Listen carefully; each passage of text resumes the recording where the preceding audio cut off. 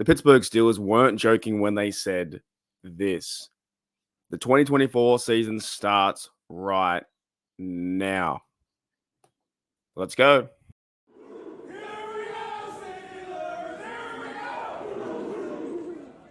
G'day, guys. Welcome back to Steelers Nation Australia. I guess it's officially day one of the NFL offseason. Although the Steelers have been in the offseason mode for quite a few weeks now, since our loss in the playoffs versus the Bills, we moved on from that. You know what I'm saying? We're kind of like, we're here because the Chiefs, they got the job done. They beat the 49ers.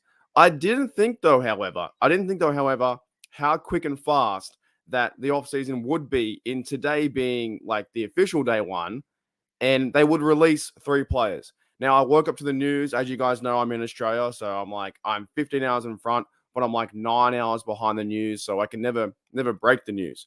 But as I was waking up, I saw that Trubisky had been cut.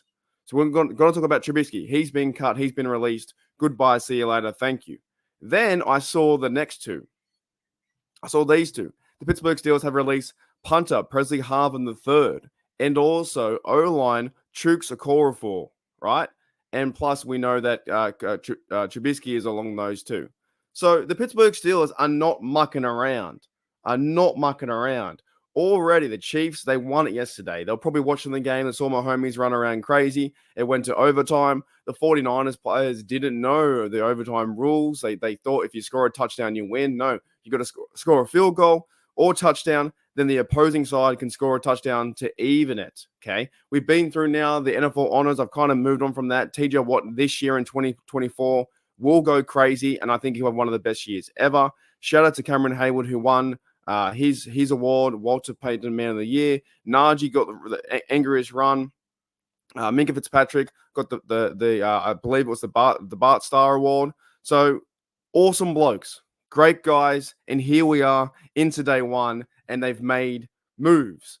They have released Presley Harvin. Let's talk about that first, okay? Let's go from left to right. Presley Harvin, I wish you all the luck. I really do. However, obviously it's not worked out. You were very inconsistent. I tried to give you the benefit of the doubt as best I could. Very inconsistent, though. Sometimes you'd boot a ball 45, 50 yards. It'd go towards the coffin corner punt, 10 yards in. Other times, you would shank the absolute mess out of it, and it'll go 25 yards, and it'll go to the 50. And field position in this game, as the Steelers play, they run the rock and then play good defense. We need someone as a punter. Now, I don't know right now who's going to take his spot. That's something we'll try and look over the next few weeks as we go into the free agent period. And also draft. I don't believe you go and draft a punter, though. You'll get someone else.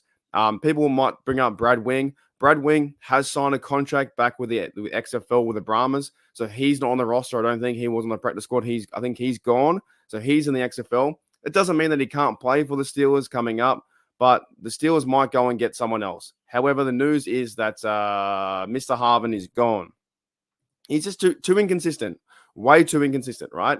The next one being, and it goes fast. Next one being Chuks Okorafor, O-line. Now, Truk's been there a pretty long time. Now, from my memory, I think Truk's has been there, 4 or 5 years, something similar, maybe more.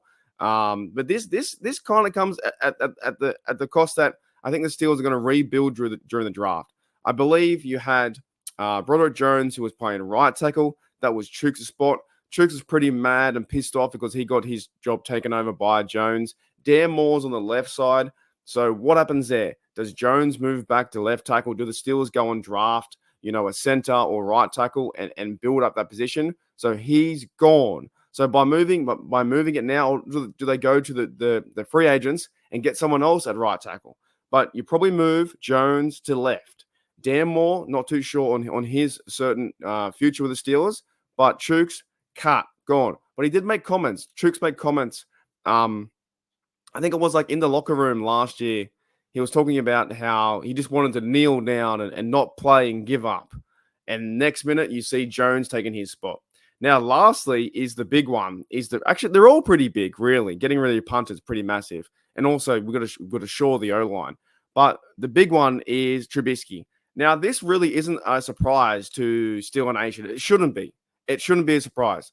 Mike Tomlin put Trubisky on the bench last year, right? The moment he did that, his future was already written. He put him on the bench. They went with Rudolph. Rudolph went through a 3-game win streak, got us to the playoffs, and then we eventually lost to the Bills.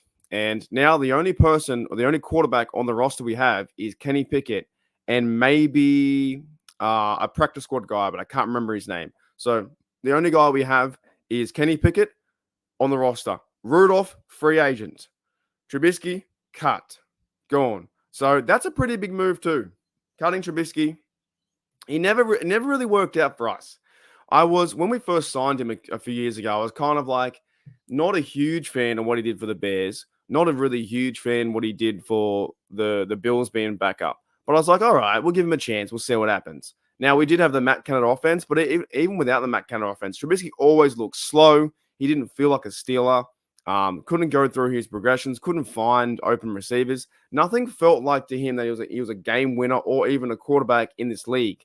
Now, will Trubisky even have a chance for a job? Because the Steelers gave him quite a lot of money. And I think they're saving from memory, I saw a stat on the internet. It was like over $12 million over 2 years they're saving in cap room space. But don't quote me on that. That's something I saw on the internet.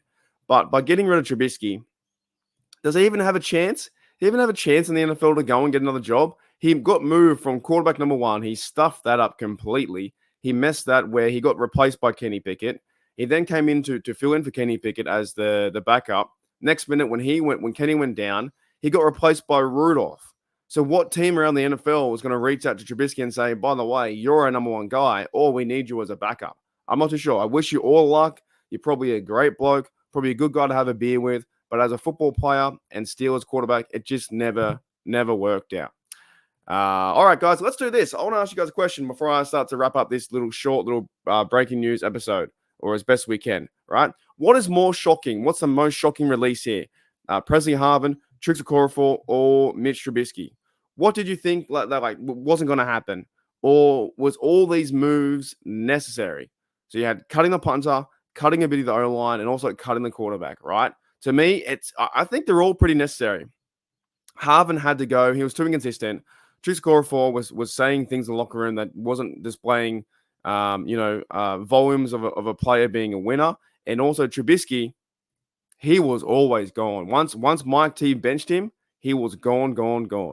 Alrighty, guys, that's the news for today. In the next video, I might talk a bit about the quarterback position in itself, because Adam Schefter has some rumors around what's his name? Fields and Tannehill and these kind of ideas. I don't really agree with it too much. But right now, Kenny Pickett is our guy because he's the only one on the roster. I'll see you later.